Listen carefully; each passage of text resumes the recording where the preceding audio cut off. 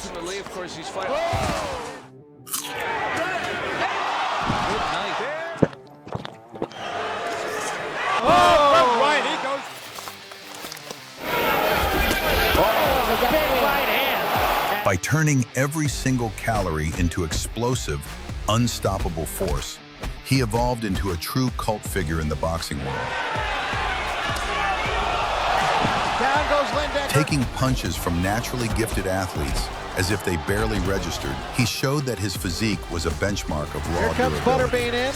Good right hand, left hand, down goes. Eric Esch, known worldwide as Butterbean, became a sporting phenomenon adored by millions. Men's business tonight. Good right hand by Butterbean. Clark trying to fight back. That's it. Clark is And in this video, we're bringing you the most iconic battles of this 400-pound juggernaut. This is Legend Pulse. Let's dive in. Back in 1995, Butterbean was tearing through opponents, stacking up 9 wins with almost no resistance, collecting beaten fighters like they were limited edition Pokemons. But then came a man whose sculpted, hyper-athletic frame inspired real dread, Doug Norris. His nickname, Dangerous, was a clear sign for our heavyweight that this matchup wouldn't be a quick bite. He won several regional tournaments and got to the... Once the fight kicked off, Norris immediately tried to use Eric's short reach against him by keeping the distance. Butterbean, he would stare down opponents. He knocked the guy through the ring ropes once on the Ross. Round one. In fact, he's landing it anytime he feels like it. Thing you gotta worry Still, about. during his clumsy attempts to close the gap, Esch managed to land a few shots before the muscle-loaded machine in front of him dove into a chaotic exchange. So Butterbean coming forward with some good shots. And you're seeing some tough man windmilling by Butterbean. He still has that. He's getting nailed, though, by Norris. Caught off guard by the sudden wave of pressure, Norris quickly abandoned any dreams of a clean knockout. And by round 2, it looked like Butterbean had saved some room for dessert because he folded the bodybuilder and sent him off to rebuild his thoughts, turning Dangerous into anything but... Norris, I was joking, but that was the problem. Well, it's wild now, folks, and there goes Doug Norris. Well, he never should have slugged with him. He knows that now. Once again, he proved that muscle mass doesn't equal victory.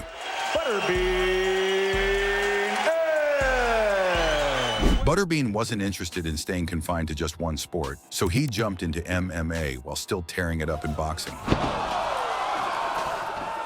After securing 7 wins, the promoters finally put him against a real threat, James Thompson, a man who had already handled names like Mariusz Pudzianowski and Bob Sapp. Trójkąt wisi nam w powietrzu. Ladies and gentlemen, we have a fight. Hey, stop. Before stepping into the cage, Thompson confidently assured everyone that he'd wrap things up in no time. I'm going to make it quick, clean, and relatively painful. I just want you to sit back, close your eyes, think of McDonald's, and it'll all be over. When fight night came, they met head-on in the center, He's probably going to use his left jab a lot because that was... and Thompson did keep his promise by ending the contest almost immediately. There it is. There you go. There it is. Oh, that's about it. I mean, that's about it. Butterbean has done it. Only problem, he was the one who wound up on the mat. Eric Butterbean. Up next for our 170-kilogram powerhouse was Jonathan Whitfield, better known as the Bull. At the stare down, Whitfield tried to scare him with raw size and aggression, not realizing that Butterbean's only real nightmares involve an empty refrigerator or a running machine. When the bell sounded, the feast officially opened. Of his 7 fights, but comes in and says, well, Butterbean with 19 wins, 9, they're first to see now. A little more of the patience by Butterbean. Now he rushes in, he sees an opportunity. Butterbean went straight to breaking down the raging Bull. Now, Butterbean knows he's closing in. Whitfield and Ed, you were talking about Butterbean trying to get that jab out right now. Not, hey, you want to be famous? Ed, for this one. And once he planted Whitfield flat on the canvas, Eric proved yet again that carrying extra kilos is no disadvantage in the ring. Joe L. Scott, rising young heavyweight, with a terrific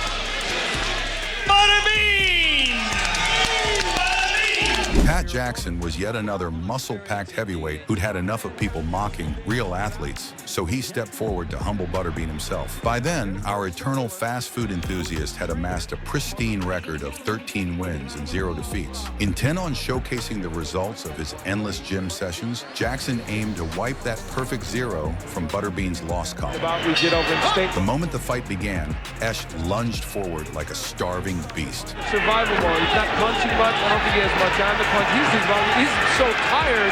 He tried to sway side to side, and with his size, the motion looked less like a pendulum and more like a demolition ball on the loose.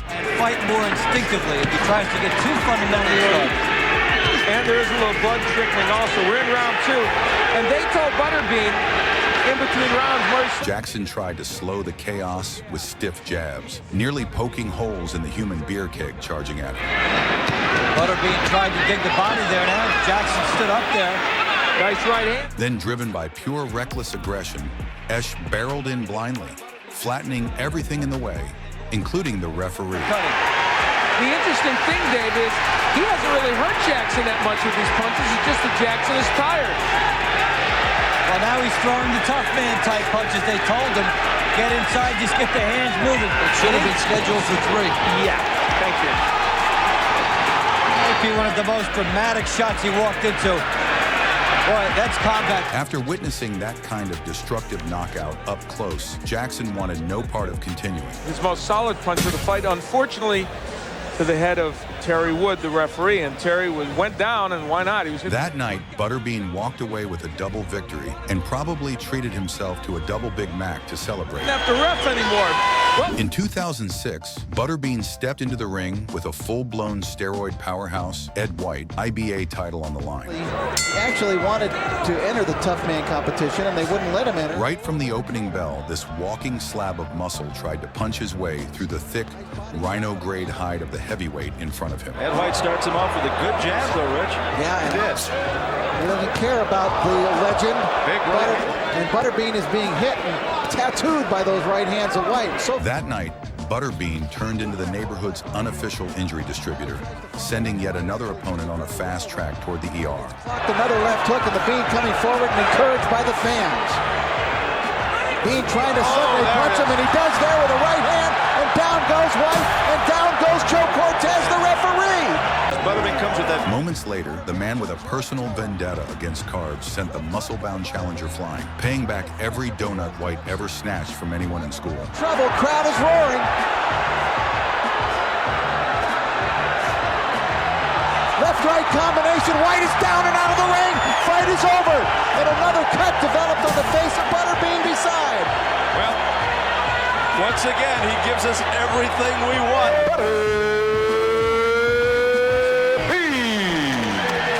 By 1999, Butterbean had already stacked up an incredible 42 victories, but the big man wasn't planning to slow down. 2 good punches, and walks into a left in the chin there. Square on the chin. All but over. Bean. Target practice. Now it's all over. His next mission was to conquer the meanest man contest, and blocking his path stood Kevin Talon. Even before the opening bell, Butterbean locked onto his opponent with a look that promised trouble, and the second the round started, he charged in like he was sitting down for a full-course meal. After having turned 85. One of them against Talon.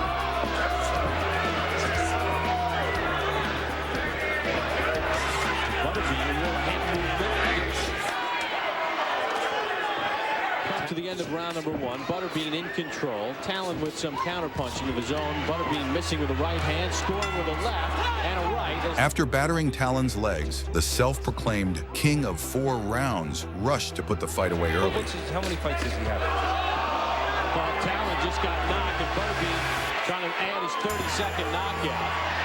And he sends Talon down here in round 2. Butterbean comfortably in control in this 4-round bout as he continues to pound the overmatched Talon. But Talon showed surprising grit, repeatedly rising to his feet and making fans wonder whether Butterbean's win was as guaranteed as everyone thought. To look back on those things, like Mark Antonoff, he had him with less than ordinary guys. When he fought a guy who was just even close to each other. For a moment, it almost seemed like Esch was fighting someone straight out of a horror film. A whole different sport. But the way Talon's getting padded, he may think he's Michael Jordan at this point. Butterbean's pinking the right punch there. He's got a guy in front of him who's covering up, so he brings the uppercut up. Try to straighten him up. Relentlessly pressing forward, the calorie-powered destroyer finally trapped Talon on the ropes and ended the punishment with a ruthless finish. The opponent in front of him can nail him a little bit, like Funmaker. And the punches the Talon just can't. And Butterbean finishes him off here in round number 3. Butterbean goes across the ring and congratulates Talon. Later in 1999, after Butterbean steamrolled Russell Chastain, the promoters realized the King of 4 Rounds needed a much tougher challenge. That's when Peter McNeely stepped up, declaring he'd be the first man to send Butterbean home and stop the unstoppable Hog in his tracks. By that time, McNeely carried an impressive resume, 45 victories, 34 by stoppage. This is the first round. After him again, and he pummeled him, knocked him down for the former WBC light heavyweight champ. Williams got up, but then this is all from the first round. Went down. The result of their clash would reveal whether Butterbean was truly ready for the next tier of competition. When the fight opened, both men instantly traded heavy shots. Under the circumstances, certainly has had a long time where he was under drugs and heavy drugs. Let's go to this. Butterbean goes right to it. Then Butterbean unleashed a wide swinging barrage, executed almost like a perfect metronome. McNeely, however, managed to interrupt the rhythm. Has the skill and settle. The fan appeal of this guy in the red, white, blue trunks is very palpable. Refusing to back down, Butterbean dove into a wild offensive, taking hits and giving them right back. 89 pounds lighter than Butterbean. There's a he missed with the right. Fueled by the chaos he created, Butterbean eventually overwhelmed McNeely with a vicious finish, once again proving he was prepared to face the division's most dangerous giants. Obviously somebody knew something, but a little bit of money went on McNeely. Oh, a right hand by Butterbean that snapped McNeely's head back. Another uppercut. It's all Butterbean. McNeely ready to go, and that's it. Shane steps in and stops the fight. He's going to get a fight with Tyson because the people demand it. Mike Tyson will be the laughingstock of the industry. In this video, we took a look at some of the greatest battles ever delivered by America's super heavyweights. Crowd is roaring. Left-right combination. White is down and out of the ring. Butterbean stands as a genuine icon of the sport, one who undeniably deserves recognition among boxing's all-time greats.